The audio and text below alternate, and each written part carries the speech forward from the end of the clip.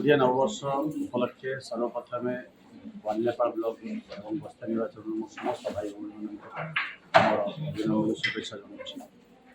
ପ୍ରଭୁ ଜଗନ୍ନାଥ କୃପାରୁ ସମସ୍ତ ଭଲ ରୁହନ୍ତୁ।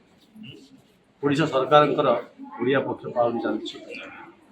ନୂଆବର୍ଷ ହିନ୍ଦୁମାନଙ୍କର ଆମର ଆଜି ନୂଆବର୍ଷ, ଓଡ଼ିଶାର ନୂଆବର୍ଷ ଆଜି ପାଳନ କରାଯାଉଛି। ଏହି ଉପଲକ୍ଷେ ସରକାରଙ୍କ ନିର୍ଦ୍ଦେଶ ଅନୁପାତରେ ପିଠାପଣା ଏବଂ ପାରମ୍ପରିକ ଖାଦ୍ୟ ଏବଂ ଝୋଟି ମୁରୁଜ ଯେଉଁଟା ଆମ ଓଡ଼ିଆର ପରମ୍ପରା ସଂସ୍କୃତି ଜଗନ୍ନାଥ ସଂସ୍କୃତି ଜଗନ୍ନାଥ ସଂସ୍କୃତି ଧୀରେ ଧୀରେ ଲୋପ ପାଇବା ପାଇଁ ଯାଉଛି, ତାକୁ ଉଜ୍ଜୀବିତ କରିବା ପାଇଁ ସରକାର ବିଭିନ୍ନ ପ୍ରୟାସ ଜାରି ରଖିଛନ୍ତି। ତା ସହିତ ଆଜି ଆମର ବାଲିଆପାଳ ବ୍ଲକର ସମସ୍ତ SHG ଭଉଣୀମାନେ ଆସିଥିଲେ, ପ୍ରତିଯୋଗିତା ମଧ୍ୟ ଭାଗ ନେଇଥିଲେ।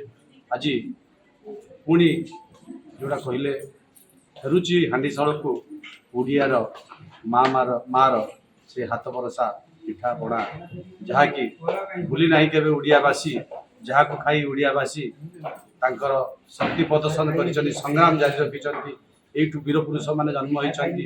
ସେ ଓଡ଼ିଆ ସଂସ୍କୃତି, ଓଡ଼ିଆ ପାଣି, ଓଡ଼ିଆ ମାଟିର ବାସ୍ନା ଆଜି ବି ଘୁରୁ ଘୁରୁ କରି ବାସି ଉଠୁଛି। ଏ ସମସ୍ତ କଥା ପୁଣି ଥରେ ମନେ ପକାଇବା ପାଇଁ ନୂଆବର୍ଷରେ ମୁଁ ସମସ୍ତଙ୍କୁ ଆଜି ନିବେଦନ ରଖୁଛି ଏବଂ ସମସ୍ତଙ୍କୁ ପୁଣି ଥରେ ନିବେଦନ ରଖୁଛି। ଆମେ ଆମ ଓଡ଼ିଆ ଭାରି ବଢ଼ିଆ, ଆମ ଭାଷା ଭଲ, ଆମ ବେଶ ଭଲ, ଆମ କଥା ଭଲ, ଆମ ଲୋକ ଭଲ, ଓଡ଼ିଆ ଭାରି ବଢ଼ିଆ। ନବବର୍ଷ ମହାବିଶ୍ଵ ଗଣତନ୍ତ୍ର ଯେମିତି ଆମ ରାଜ୍ୟ ସରକାରଙ୍କର ଓଡ଼ିଆ ପ୍ରତି ପାଳନ ହେଉଛି, ତାହା ବି ଅନ୍ତିମ ଦିବସ। ଏହି ଅବସରରେ ଆମର ବାଲିଆପାଳବାସୀଙ୍କୁ ଏହି ନବବର୍ଷର ଅଭିନନ୍ଦନ ଜଣାଉଛି। ଆଜି ଆମର ବାଲିଆପାଳ ବ୍ଲକ ପରିସରରେ ଝୋଟି ଚିତା ଏବଂ ପିଠାପଣାର ଆସର ହେଇଥିଲା।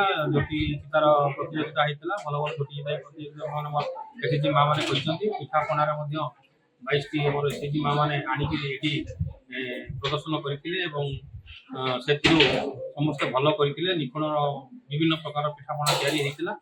ଏହି ପରିପ୍ରେକ୍ଷୀରେ ଆମେ ଆମର ଆଜି ନବବର୍ଷ ପାଳନ କରୁ।